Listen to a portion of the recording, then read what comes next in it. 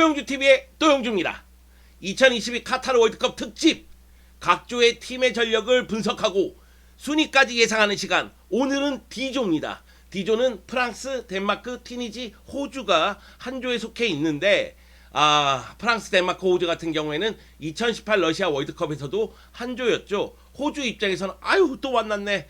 아유 저 지겨운 프랑스, 저 지겨운 덴마크 이렇게 얘기할 수 있을 것 같습니다. 일단 디펜딩 챔피언이자 이번 월드컵에서도 강력한 우승 후보 프랑스가 1위를 차지할 것이라고 예상되는 가운데 덴마크가 프랑스의 자리를 호시탄탄 노릴 것으로 보입니다. 반면에 튀니지라든가 호주는 프랑스랑 덴마크에 비해서 전력이 좀 떨어지는 상황이죠. 하지만은 월드컵은 이변의 대회니까요. 튀니지하고 호주도 16강에 가기 위해서 최선을 다할 것이라고 예상이 됩니다. 자, 그러면 프랑스 전력부터 알아보도록 하죠. 고고고! 디디에 데샹 감독이 이끄는 프랑스 같은 경우에는 2018 러시아 월드컵에서 압도적인 전력을 과시하면서 우승을 차지했습니다. 98 프랑스 월드컵 이후에 러시아 월드컵에서 우승을 차지하면서 역사상 두 번째 우승을 차지한 거죠. 데샹 감독 같은 경우에는 이번 카타르 월드컵을 끝으로 프랑스 대표팀의 지휘봉을 놓을 것이라고 알려졌죠. 그 다음 감독은 지단 감독이라고 알려진 상태인데 일단 데샹 감독 입장에서는 유종의 미를 거두고자 최선을 다할 것으로 보입니다. 문제는 뭐냐? 부상으로 인한 전력 누수가 존재한다는 거죠. 포그바라든가 캉테라든가 주축 선수들이 부상으로 이번 월드컵에는 참여를 하지 못합니다. 이 가운데 킴펜베, 은쿵쿠 같은 경우에도 부상으로 이탈을 했습니다. 결국 데샹 감독 입장에서는 머리가 아플 수밖에 없는 상황이죠. 그럼에도 불구하고 프랑스는 여전히 강합니다. 무엇보다도 카림 벤제마가 프랑스 대표팀에 복귀를 했기 때문에 최전방의 활약은 더욱더 향상이 됐고요. 그리고 수비 쪽의 불안함을 3백으로 바꾸면서 안정감을 높이고자 노력을 했습니다. 그래서 프랑스도 이번 월드컵에서도 우승 후보라는 이야기를 듣고 있는 거죠. 데샹 감독의 전술을 좀 알아볼까요? 가장 먼저 불안 요소부터 말씀드릴게요. 왜 그러냐면은 말씀드렸다시피 포그바하고 캉테가 있고 없고의 차이는 큽니다. 포그바가 이전까지는 수비와 공격을 이어주는 역할을 했어요. 그러다 보면은 그리즈만이 조금 더 플레이메이킹에 집중할 수가 있었거든요. 근데 포그바가 없다. 그러면은 이 연결고리 역할을 누가 하느냐? 이게 관건이거든요. 그래서 우리가 주목할 선수는 추아메니입니다.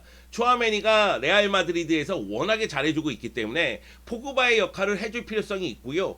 라비오 선수 같은 경우에는 데샹 감독이 좋아하죠. 라비오 선수보다는 다른 선수를 좀 기용하는 것이 어떤가 이런 생각이 들 정도인데 여하튼 라비오와 추아메니가 어떤 역할을 할지가 매우 중요합니다.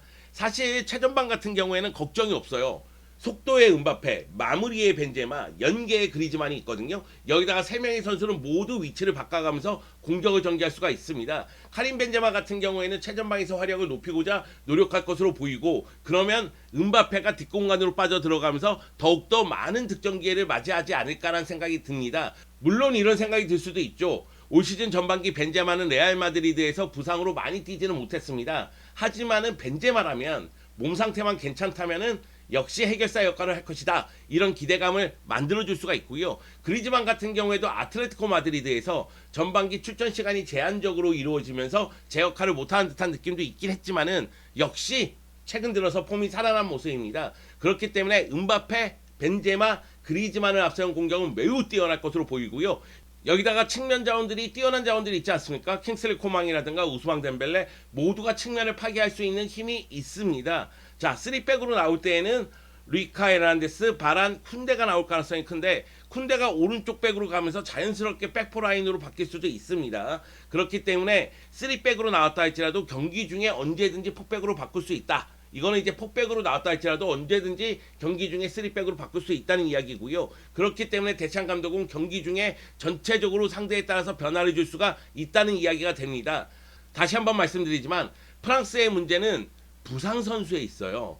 포그바, 캉테, 은쿠쿠가 못 나오는 부분도 있고 또 한 가지는 바란, 쿤데, 루카 에르난데스 모두 부상에서 돌아온 상태이기 때문에 컨디션이 어느 정도인지 확실할 수가 없습니다. 이 점이 좀 아쉽다는 거죠. 그렇다 할지라도 프랑스는 벤치 명단 보더라도 화려합니다.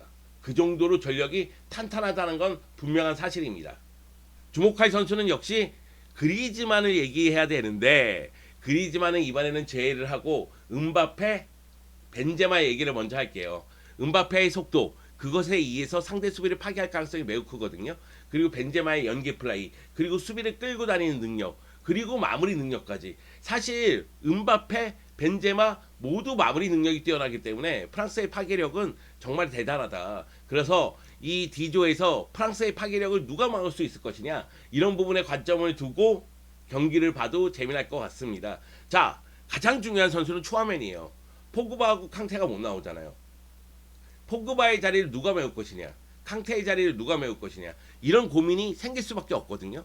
근데 추아메니가 수비형 미드필더로서 워낙에 공수 연결도 잘하고 그리고 공격력도 갖추고 있습니다. 직선적으로 치고 올라가서 로빙 패스라든가 전진 패스라든가 중거 슈팅도 할 수가 있거든요. 그래서 추아메니가 하기 나름에 따라서 프랑스 대표팀의 미드필더진의 안정성이 달라질 것 같아요. 추아메니의 활약이 그만큼 중요하다는 겁니다. 다음 팀은 덴마크입니다. 덴마크 같은 경우에는 카스퍼 율만 감독이 이끌고 있는데 98 프랑스 월드컵에서 8강이 최고 성적이었어요. 하지만은 이 덴마크는 무시할 수가 없죠. 무엇보다도 에릭센이 돌아왔습니다.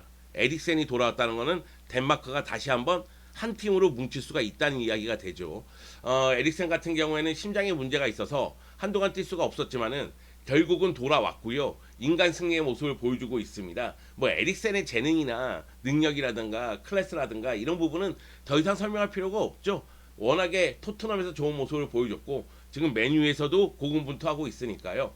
여기다가 현재 토트넘에서 손흥민의 파트너 호이비에르 같은 경우에도 굉장히 중요한 역할을 하고 있기 때문에 덴마크는 역시 요주의 팀이다. 다크호스다. 이런 표현이 맞는 것 같아요. 이 덴마크는 뭐 우리가 에릭센, 호이비에르 이런 선수를 얘기했지만 전체적인 조직력, 활동량, 압박 이런 게 좋은 팀입니다. 그래서 덴마크는 정말 상대하기 까다로운 팀이에요. 결국은 프랑스 입장에서도 덴마크를 만났을 때는 조심할 필요성이 있지 않을까라는 생각이 듭니다.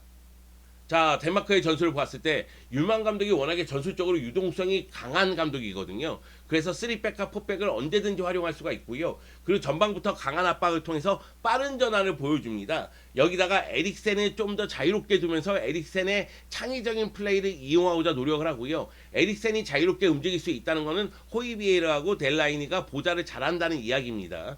여기에 측면에 있는 남스고르, 스코 올센 모두 스피드하고 공격력을 갖추고 있습니다. 그런 측면에서 봤을 때는 덴마크는 공수 밸런스도 뛰어난 편이다. 이런 이야기를 해야 될 것 같아요. 그런데 문제는 뭐냐면은 최전방의 마무리 능력이 뛰어난가? 이건 약간의 의문은 있습니다. 왜냐면은 돌베르가 기대만큼의 활약을 하고 있다고 보긴 또 어렵거든요. 그런 측면에서는 측면과 이선에서 득점 지원을 많이 할 필요성은 있다. 이런 생각이 듭니다. 자, 주목할 선수는 누구냐? 무엇보다도 크리스티안 에릭센입니다. 에릭센이 돌아왔거든요. 결국 에릭센 중심으로 공격이 이루어질 가능성이 큽니다. 덴마크 같은 경우에는 역습을 전개할 때는 빠르게 전개하는 경향이 있는데 그때도 에릭센의 패스가 필요하고요. 그리고 지공 상황에서도 상대의 밀집 수비를 뚫기 위해서는 에릭센의 창의성이 필요합니다. 그렇기 때문에 크리스티안 에릭센은 눈여겨봐야 되고요. 그리고 호이비에르 같은 경우에는 많이 뛰잖아요. 그리고 팀의 에너지를 불어넣잖아요. 이런 선수는 감독이 좋아하는 선수거든요. 그런데 에릭센과 같이 뛸 경우에는 에릭센 보좌를 굉장히 잘할 것으로 보입니다. 자, 그리고 미켈 담스고르도 눈여겨봐야 됩니다. 덴마크의 최고의 유망주예요. 이 담스고르가 어떤 식으로 성장하느냐에 따라서 덴마크의 미래가 또 달라질 것 같거든요. 그리고 이번 월드컵부터는 담스고르가 에이스 자리를 노리고 있는 것으로 보입니다. 자, 튀니지 같은 경우에는 어떤 모습을 보여줄지가 굉장히 궁금한데요. 역시 이제 튀니지도 흐름을 타면은 상당히 강한 모습을 보여줄 수 있지 않을까 하는 기대감을 갖게 만들고는 있습니다. 카드리 감독이 이끌고 있는데 사실 카드리 감독이 튀니지 대표팀에 합류한 거는 수석 코치로 합류를 했죠. 2021년도에 수석 코치로 합류했다가 2021 네이션스컵에서 감독 대응으로서 좋은 모습을 보여주면서 정식 감독으로 올라서게 됩니다. 그리고 월드컵 최종 예선에서 좋은 성적을 거두면서 튀니지를 본선으로 이끌었죠. 자, 튀니지 같은 경우에는 역시 제가 생각하기에는 선수 개개인의 능력을 이용하면서도 짜임새를 갖추고는 있어요. 카드리 감독 같은 경우에는 튀니지를 이끌면서 기본 포메이션을 4-3-3으로 잡고는 있습니다. 그러면서 측면 공격을 이용하고 빠르게 역습을 추구하면서 골을 넣고자 노력을 하죠. 문제는 뭐냐면 수비시인데요. 수비시에는 1차적으로 강하게 압박했다가 순간적으로 내려와서 수비 형태는 4-4-2가 됩니다. 그래서 두 줄 수비를 펼치거든요. 공간을 주지 않고자 노력을 하죠. 하지만은 공격에서 수비로 전환될 때 뒷공간을 내주는 경향이 있습니다. 그러면서 실점을 허용하곤 합니다. 그리고 공격 쪽에서도 확실한 카드가 있느냐 이런 의문은 듭니다. 자질이라든가 무사큰이라든가 카질이라든가 확실한 카드인가 이런 고민이 좀 있거든요. 그러다 보니까 공수에서 문제를 좀 드러내지 않을까? 그래서 제가 2% 부족하다는 표현을 했던 겁니다. 자, 그러면 주목할 선수로 넘어가겠습니다. 자, 주목할 선수 엘리에스 스키리 선수입니다. 수비형 미드필더인데 결국 미드필더에서 힘을 발휘해야지만 티니지는 어느 정도 성적을 낼 수가 있습니다. 그렇기 때문에 스키리 선수를 뽑았고요. 또 한 명은 무사니크 선수. 무사니크 선수가 윙포워드거든요. 무사니크 선수가 안쪽으로 들어가면서 얼마만큼 득점 지원을 할 수 있느냐가 매우 중요합니다. 티니지의 주 득점원이기 때문에 무사크니 선수가 득점포를 가동할 수 있느냐 없느냐에 따라서 이야기가 달라질 수가 있죠. 하니발 메브리 선수를 저희가 아까 전에는 주전 선수처럼 빼긴 했는데 주로 교체 출전하는 경우가 많거든요. 근데 이 선수 같은 경우에도 맨체스터 유나이티드의 유망주 아니겠어요? 물론 올 시즌은 챔피언십의 버밍엄 시티에 임대돼서 뛰고는 있는데 워낙에 기본기가 탄탄한 선수니까 이 선수도 눈여겨봐야 됩니다. 자, D조의 마지막 팀은 호주입니다. 그레이엄 아놀드 감독이 이끄는 호주는 이번 월드컵 아시아 지역 최종 예선에서 고전했죠. 사우디아라비아하고 일본에게 밀려서 3위를 차지했고요. 결국 대륙간 플레이오프로 가서 페루와 승부차기 끝에 본선 진출에 성공을 했습니다. 본선에 진출했기 때문에 원하는 목적을 달성했다고 봐야 되겠죠. 하지만은 이 월드컵까지 올라오는 과정을 봤을 때 공수에서 문제를 노출했다는 것은 부인할 수 없는 사실입니다.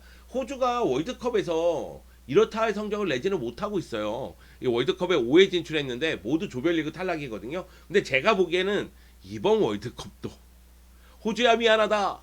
이번 월드컵도 네. 사실 호주에 저희 누나와 제 여동생이 살고 있습니다.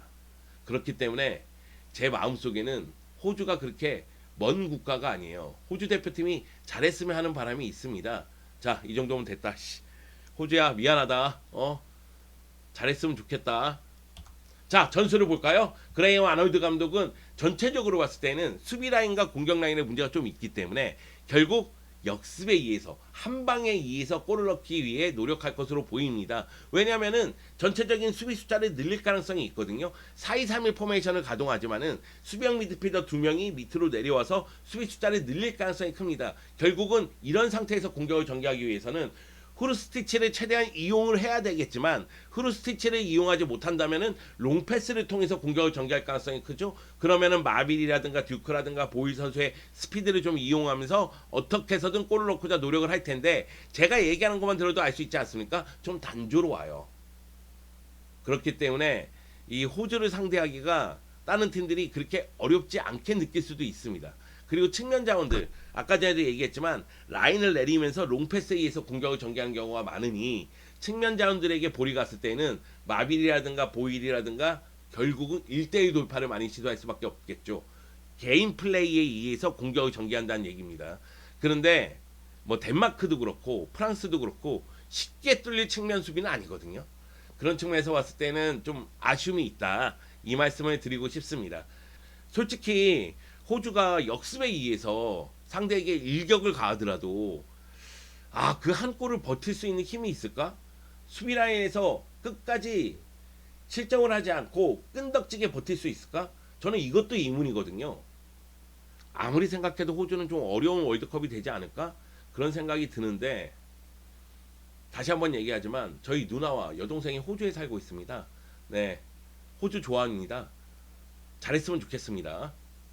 자, 주목 선수입니다. 후르스티치 얘기를 했는데 후르스티치를 통해서 공격을 전개했을 때 무언가 만들어야 되겠죠. 롱패스에 의해서 공격을 전개하는 과정에서 성공할 가능성이 떨어진다면은 후르스티치를 최대한 이용하면서 공격을 만들어 나갈 필요성도 분명히 있습니다. 왼발이 날카로운 선수거든요. 그렇기 때문에 이 선수를 공격형 미드필더에 두긴 하는데 상황에 따라서는 좀 내려와서 공격을 푸는 역할도 해야 될 것으로 보이고요. 역시 호주 입장에서도 가장 중요한 선수는 매튜 라이언 골키퍼죠. 네, 상대의 공격을 얼마만큼 막아낼 수 있느냐. 순발력이 정말로 좋은 골키퍼이기 때문에 매튜 라이언 골키퍼가 번뜩이는 장면이 좀 많이 나왔으면 하는 바람이 있습니다. 자, D조 각 팀의 전력과 상황을 좀 분석해 봤는데요. 사실 D조에서는 프랑스하고 덴마크가 16강에 진출할 가능성이 가장 높긴 하죠. 그리고 첫 경기가 덴마크는 튀니지랑 붙고 프랑스는 호주랑 붙습니다. 첫 경기 결과를 보면 사이즈가 딱 나올 것 같아요. 왜? 덴마크하고 프랑스가 이겨버리면 그 다음부터는 네, 쭉쭉쭉 나갈 것 같거든요. 물론 튀니지하고 호주 입장에서는 첫 경기에서 패배했을 때 두 번째 경기 서로가 붙습니다. 2차전에서 서로가 붙기 때문에 여기서는 완전히 결정이 나겠죠. 누군가는 탈락한다. 네. 그리고 이제 프랑스하고 덴마크 같은 경우에는 뭐 프랑스가 웃든 덴마크가 웃든 마지막 3차전이 있으니까 거기서 또 잡으면 되는 그런 상황이다 보니까 제가 보기엔 경기 일정 봤을 때에도 덴마크 프랑스가 뭐 그냥 올라갈 것 같다 이런 생각이 좀 들더라고요. 물론 축구는 이변의 연속이고요. 월드컵은 특히 큰 이변이 있습니다. 그렇기 때문에 저희가 뭐 확정짓고 얘기하는 건 아니다. 그리고 여러분 알고 계시잖아요. 저는 펠레 송펠레. 네, 예상은 다 틀리죠. 네, 제가 예상했을 때 여러분은 비웃죠. 네, 그렇기 때문에 저를 너무 믿지는 마라. 다만 요런 게 재미 요소다. 이렇게 말씀드리고 싶고요. 저는 이 D조에서 2차전 프랑스하고 덴마크 경기는 꼭 보고 싶어요. 재미날 것 같습니다. 정말로. 정말. 네. 에릭센이 프랑스를 상대로 어떤 축구를 구사할지 은근히 궁금해집니다. 자, 그러면 저는 2조로 돌아오겠습니다. 기다려주세요.